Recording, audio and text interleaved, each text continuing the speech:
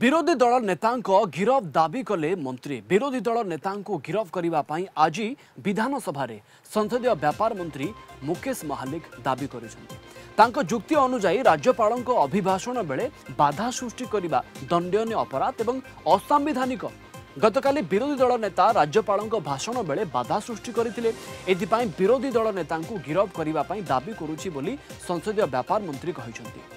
विधानसभा संसदीय व्यापार मंत्री ए मंतव्य देवा परे नुआ वितर्क सृष्टि होइछि। संसदीय व्यापार मंत्री ए दाबी रखिबा परे प्रतिक्रिया रखिछंती बीजेडी विधायक अरुण साहू। से कहिछंती सेमाने अनभिज्ञतार परिचय देले। विधानसभा एवं संसद रे प्रोसीडिंग रे केबे इतिहास रे देखि नाही काहाकू गिरफ करा जायछि। अनभिज्ञतार परिचय दे निजकू हास्यास्पद न करिबाकू सरकार को अनुरोध करिछंती बीजेडी विधायक अरुण साहू। यार जवाब रे उच्च शिक्षा मंत्री कहते संसदीय व्यापार मंत्री किछि मनरू कहि नाहंती। यह पार्लियामेंट प्रोसीड्योर रे स्पष्ट भाव में उल्लेख रही।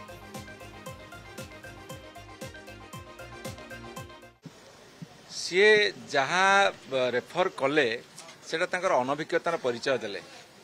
विधानसभा भितर एनी प्रोसीडिंग रे एवं पार्लियामेंट एनी प्रोसीडिंग भितर मु इतिहास भितर देखिने क्या गिरफ करा जायछि।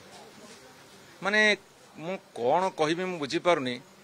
अनभिज्ञतार परिचय दे निजको हास्यास्पद न करबे अनुरोध। जो कथा राज्यपाल अभिभाषण समय रे घटिला ताहा अत्यंत दुर्भाग्यजनक एवं गोटे दायित्ववान विरोधी दल पाखरु यह केबे भी आशा करा जाए नहीं। यदि विरोधी दल दायित्ववान हेई नथिबे आउ का इशारा रे चालुथिबे तेबे निज बुद्धि विद्या लगौ नथिबे तेबे एमिति कथा करिबाटा तांको पाखरु आशा करा जिवो। तेनु संसदीय व्यापार मंत्री जेउ कथा कहिसंती जे विरोधी दल नेतांको उपरे दंड कार्यानुष्ठान ग्रहण करा जिवो और आवश्यकता अछि एहा से मनरू कहि नांती एहा पार्लियामेंट प्रोसीजर रे स्पष्ट भाव रे उल्लेख अछि।